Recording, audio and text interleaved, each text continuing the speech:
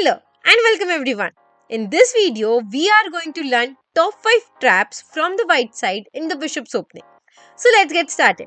The bishop's opening happens after the move e4, black responds with e5, and instead of developing any of the knights, we play our bishop to c4. After playing the bishop to c4, the most common move what black responds with is they play the knight to f6. The correct response is to play the knight to c6, but most of the players do play the knight to f6. After knight f6, as white, there are multiple ways that we can play and trap the opponent. You can play a knight to c3, you can play the knight to f3, or also you can play a pawn to d. Let's first start by looking at the knight to c3. When you play a knight to c3, here they can play their bishop to c5, which looks a normal developing move, right?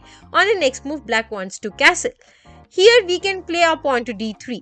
We are intentionally delaying the development of the knight from coming on the f3 square because we have other plans. We want to push our pawn to f4, going aggressively. Here if he plays his pawn to d6, then you go pawn. Now here your opponent might think that you have done a big mistake by playing your pawn to f4 because he gets a good opportunity to play his knight to g4, aiming at the f2 square. But we hardly care about that f2 square. We are going to play our pawn to f5. When we push our pawn to f5, we are attacking this knight and we are blocking this bishop from supporting the knight. The bishop is no longer supporting this knight. Also, you'll understand why we have played our pawn to f5 in a moment. Here, if he goes with the normal move like going for the plan, he goes with his knight to f2, forking your queen and the rook. We are going to go with our queen to h5 here. Now, queen h5 gives a threat to capture on the f7 square and give a checkmate. But here, black can defend the threat simply by castling. He can castle and now you can no more attack on the f7 square. Neither you are attacking on the h7 square. But white has other plans too. He can play the bishop to g5, attack the queen.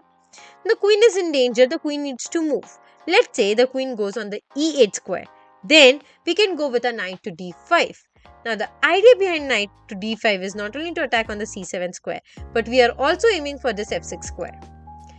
He can do nothing about it. Let's say he does a normal looking move capturing your rook on the h1 square. Then you are going to go with your knight to f6, forking the king and the queen. He is forced to capture it and now you capture it back with the bishop on the f6 square. Now queen g5 and queen g7 is an inevitable checkmate. He cannot do anything about it and it is going to be a checkmate. So this was trap number 1. Now let's have a look at trap number 2. In trap number 2, after e4, e5, bishop c4, black plays knight f6, you can go with this knight f3 move. You are sacrificing the pawn on the e4 square. If black captures the pawn on the e4 square with his knight, then we can go with our knight to c3. When he exchanges the knight on the c3 square, then we can capture it back with a d pawn. Now his e5 is in danger. He would want to defend it. The time he plays his pawn to d6, we can now play a knight to g5 and aim at the f7 square. We can also play a knight to e5 or we can castle. These are the 3 traps that we are going to have a look at. First, let's see what happens when he plays his knight to g5. After knight g5, the f7 square, there's nothing he can do about protecting the f7 square. Let's say he plays his bishop to e6. You can now capture the bishop with your bishop. When the pawn captures it back, instead of going and immediately capturing on the e6 square with the knight, you first play your queen to f3. You are now not only threatening to give a checkmate on the f7 square, but you are also aiming at the b7 square and eventually you are going to win the rook. The only option he can save the f7 is to play the queen to d7. When he plays his queen to d7, you will be playing your queen to b7, trying to capture the rook next.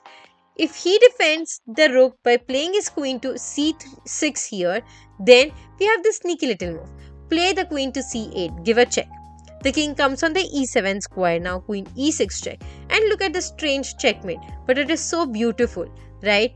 It came after the move knight g5 and how you have just trapped your opponent and gave a quick checkmate there. Now coming back to trap number 3. What happens after he defends his pawn to e5 by playing his pawn to d6? We are not going with a knight to g5. Instead, let's say we just castle.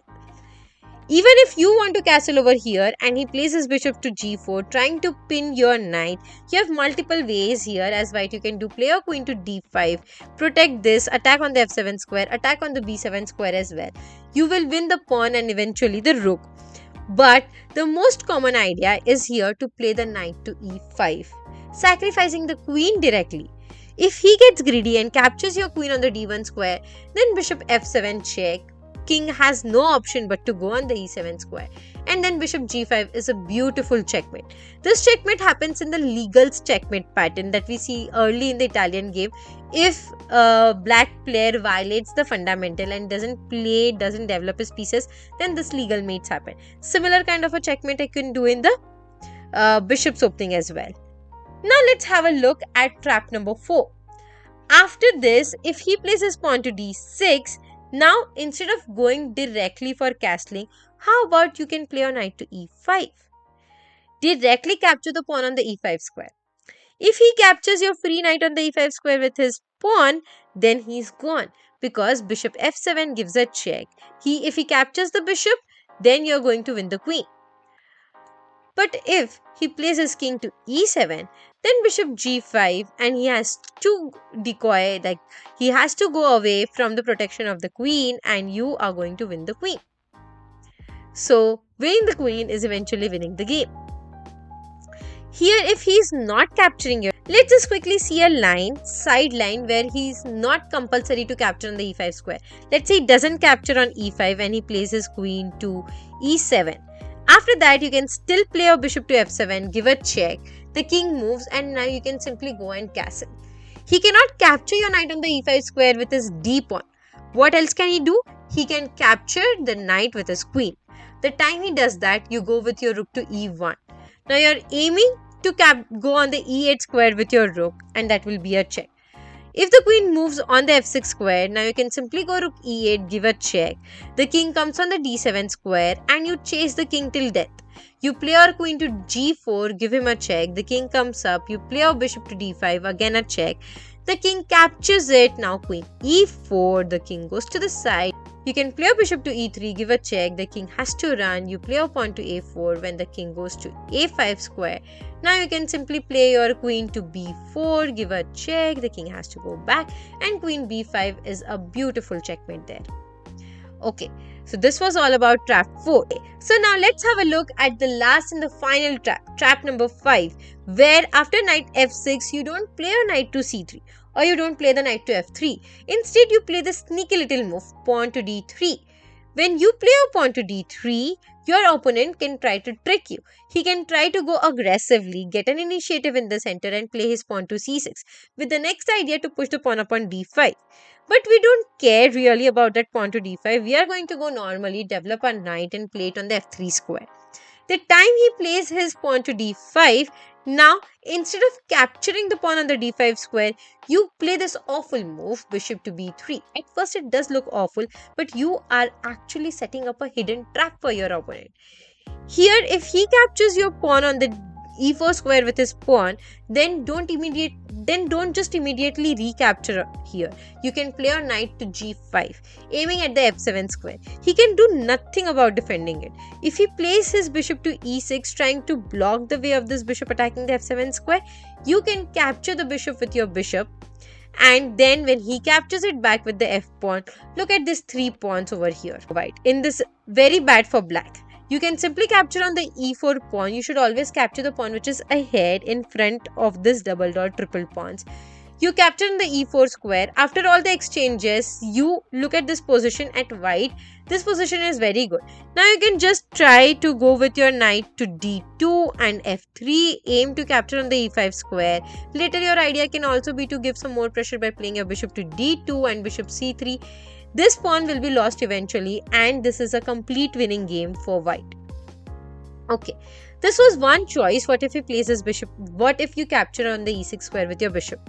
But what if you want to go more dynamically? Don't capture it on the e6 square with your bishop but would want to do it with the knight. So when he recaptures it with the pawn, now you can go and capture and your bishop does a great job. Don't allow him to castle. Is taking control of these important squares in the black's camp, and you will also aim to capture the e4 square later. It is completely winning for white, right?